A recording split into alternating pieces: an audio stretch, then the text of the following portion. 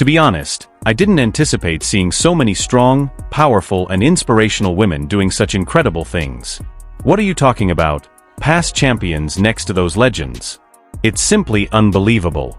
There have always been gatekeepers in tennis. You are aware of the kind of people who determine who fits, belongs, and merits attention. The gate was recently kicked off its hinges by Alex Eala, before to the Madrid, the first ball was even served by Open. Video shows a 20-year-old Filipino celebrity speaking Spanish fluently. It went viral on all tennis platforms worldwide without being practiced, broken, or accentuated into irrelevance. And the woman observing her is the current world number one, Aryna Sabalenka, who recently won her third Australian Open championship in 2025. The player who speaks, giggles, rules, and manipulates all of her surroundings. Utterly dumbfounded. This is not a sentimental tale. This indicates that a hierarchy has been established in the tennis world. It determined which nations generate champions, where power resides, and which narratives are important. Every word in the script is being rewritten in Spanish by Eala. Sign up right now. Since how she learned Spanish isn't the true question, we won't allow the mainstream to obscure what this event truly means. Everyone is amazed that she did because of this. Let's begin there. The Philippines is where Alex Eala was raised. Before she reached adolescence, she was recognized as a generational talent. The Rafa Nadal Academy in Mallorca, Manacor, called. She packed up, took a plane to Spain, and lived in a Spanish-speaking town where English wasn't the primary language spoken at the lunch table or in the locker room during her most formative years of training on European clay in Spanish coaches with Spanish personnel. She thus picked up Spanish in the same way that anyone who is completely engaged in a language learns it. Not from an app, not from a textbook. From necessity, from day-to-day existence, and from years spent living in a culture that wasn't hers by birth but became hers with dedication. The next competition was, I believe, an age group competition. Yes, I did lose as well. That didn't seem like a strange side note to her tale. That is the tale because Eala did more than only hone her forehand and second serve skills at the Rafa Nadal Academy. She began to feel like she belonged. She developed into a person who could not only survive, but also thrive in the most challenging situations in professional tennis. And the atmosphere in Madrid is precisely that. One of the most intense events in sports is the Madrid Open at the Caja Magica. The Spanish audience is outspoken, informed, and fervent. They are skilled tennis players. They are not easily impressed, and they can tell the difference between a player who reads a rehearsed thank you in fragmented syllables and calls it connection and a foreign player who genuinely tries to meet them in their language. They didn't receive broken syllables from Eala. She engaged them in conversation. Real, confident, flowing Spanish that didn't stumble over grammar or stop to look up words. The audience sensed it. It was sensed in the press room. And the tennis community sensed it as soon as it appeared on social media. To be honest, reaching the top requires mental toughness and the willingness to face problems head-on. And this is where Aryna Sabalenka becomes crucial to the discussion, not just as a response, but also as background. Sabalenka was the most dominant player in women's tennis when she came in Madrid. For the remainder of the tour, her 2025 season had been nothing short of oppressive. In January, she defeated EGAT in a final that didn't feel as close as the scoreline indicated to win her third Australian Open title. At that point, she had held the top spot in the world rankings for well over 100 weeks. In a sport that is always searching for its next big thing, she had transformed the Belarusian flag into a representation of consistent excellence. According to all accounts from players, journalists, and fans who have interacted with her, she is also one of the most captivating touring personalities. She's noisy, but in a good way. She fills the rooms. She has the kind of confidence that makes press conferences entertaining instead of obligatory. She is not taken by surprise. But she did. She had been at the top of the world rankings for more than 100 weeks at that point. She had made the Belarusian flag a symbol of unwavering greatness in a sport that is constantly looking for its next big thing. She is also one of the most compelling touring personalities, based on all reports from players, journalists, and fans who have met with her. She makes a lot of noise, but in a pleasant manner. The rooms are filled with her. Her self-assurance makes press briefings enjoyable rather than mandatory. She is not caught off guard. However, she did. The response, not just the Spanish. Because Sabalenka's inability to speak wasn't patronizing. It wasn't contemptuous. It was sincere. In some respects, this makes it more insightful about the presumptions that exist among the tennis community than any opinion piece or hot take could. This is the presumption. It is not expected that a young Filipino woman would feel at home in Madrid. She should be appreciative of the experience and the wild card, aiming to steal a set from a player ranked in the top 50 and then move on. She shouldn't be able to speak Spanish fluently and make the top player in the world gasp. However, the tennis community hasn't been paying enough attention to EALA's years-long defiance of that script. In 2022, she was the US Open Girls Singles Champion. She became the first Filipino athlete in history to win a junior Grand Slam championship at any level as a result. This is not the first time that a lack of serve pace has nearly defeated me. Thus, victory. Take a time to consider what that means. No Filipino player has ever taken the stage and won in a sport that has been played professionally for more than a century, with competitions spanning generations. At 17, EALA did it. The major tour is not the junior circuit.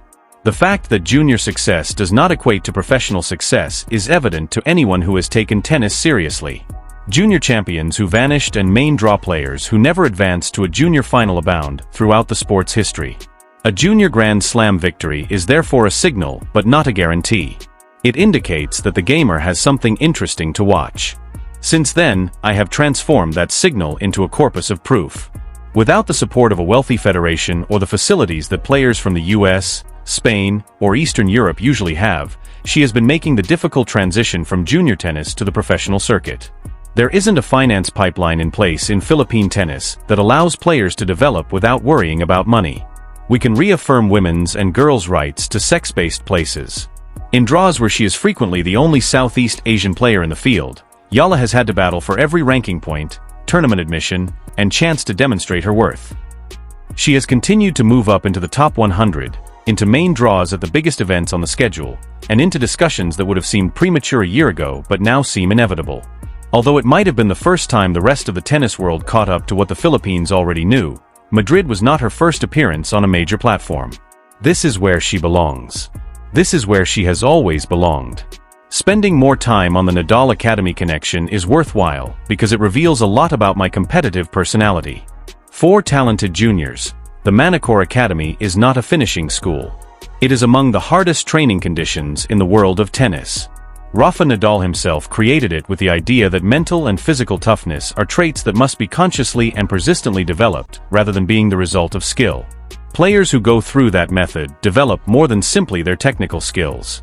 They acquire competitive skills. In settings intended to mimic the intensity of professional match play, they learn how to cope with pressure. They get an understanding of what it takes to take on a player who is ranked much higher than them and have a sincere belief that they can prevail. For years, EALA took all of that in. And she accomplished this while living far from home, picking up a new language, adjusting to a new culture, and dealing with the unique loneliness that comes with being a teenager abroad. Pursuing something that most people her age would never even consider trying. It's not a backstory. That's character development. That is what distinguishes athletes with talent from those who use it. The comment section split as usual when the viral video went popular on social media. EALA was being celebrated by some. Others were more curious about Sabalenka's response than what it disclosed. Immediately, a smaller but tenacious group began to wonder if the event was being exaggerated, if speaking Spanish was indeed so amazing, and if the attention was commensurate with the accomplishment. The last group completely misses the idea. Because a player can order meals in a different language, no one is becoming viral. The moment landed because it was unanticipated, effortless, and clearly registered in front of the most powerful player on the women's tour. Context is crucial. When the context is removed, the player is speaking Spanish in Spain, which is not particularly noteworthy. Remember the context. EALA's identity, background, and journey until this point. Who stood beside her. And the moment transforms into something quite else. It turns into evidence. Evidence that EALA and her family's choice to invest in the Nadal Academy went beyond tennis. It was a long-term wager on complete assimilation into the culture that generates champions. Evidence that your passport does not grant you entry into the elite tennis world. Evidence that a player from a nation that has never produced a major professional champion can enter the sport's most prestigious venues and not only blend in but also stand out. Southeast Asia has not received much attention from the tennis community. That is not debatable. In the past, players from Europe, the US, and more recently, Eastern Europe and Russia, have dominated the WTA and ATP tours. Asian athletes have made significant progress, most notably Lina and Naomi Osaka at the top levels. However, a small number of nations and federations continue to be disproportionately represented throughout the tour's depth. EALA is more than just a success tale from the Philippines. She serves as a proof of concept for a whole region that has been told, both overtly and covertly, that the top of this sport is not where its athletes wind up. I'm not just surviving on the main tour, so it's becoming more difficult to maintain that story. She is growing. She is becoming increasingly dangerous. Instead of peaking early and dropping down, her game has a framework that becomes better with practice. She performs incredibly well, and I believe she does a lot of things that make her opponents uncomfortable. She has a real velocity to her ground strokes.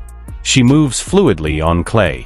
She doesn't give up points carelessly or back down in close games because her competitive instincts were honed in Manacor. She is still not as good as Sabalenka. It's not a slight. For a considerable amount of time, Sabalenka has been perhaps the greatest player in the world. She is one of the few players on the world. Instead than exaggerating Ayala's tale with false equivalents, it is important to acknowledge the gap honestly and treat her like a professional. However, the gap is narrowing, and Madrid is the perfect place for a guy like Eala to close it more quickly than anyone anticipates. The Kaya Magica's clay has a leveling effect. The ball slows down as a result. Players who can carefully and patiently construct points are rewarded. It penalizes flat batters who prioritize speed over placement. Additionally, it rewards players who feel at ease in the setting, which relates to everything I developed over the years in Mallorca. She is not a tourist entering Madrid. She has a growing body of proof that she can compete with the world's top players on the appropriate surface on the right day, speaks the language of the nation hosting the tournament, and learn to play her best tennis on European clay. Now Sabalenka is aware of that as well. That 60-second film in flawless Spanish was a pretty powerful introduction, even if she didn't already know it. Which stories are told in this sport has always been determined by the gatekeepers. They choose which upsets are featured on the front page and which are placed behind an intriguing footnote. They choose which players are touted as the tour's future and which are characterized as potential but not quite ready. Eala has lived in the area her whole career. The gatekeepers don't know what to do. Too excellent to pass up from a nation too far apart from the established power structure to be elevated right away. Not yet at the point where the system decides to make her the face of anything, but captivating enough to grab attention. That is evolving.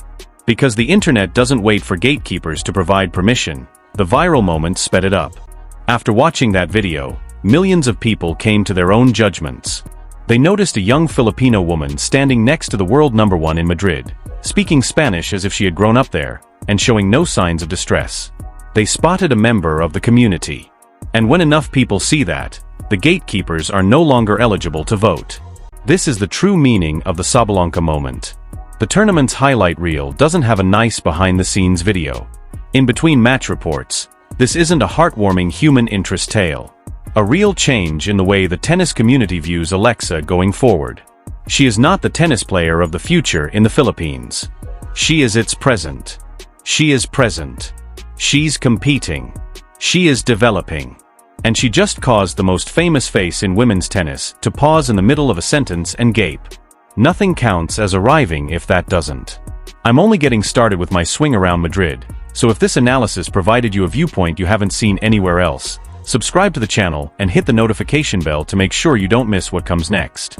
And we're going to cover every aspect of it with the same thoroughness and candor that we did today. Anyone who still believes they are familiar with this tale should read this. They don't.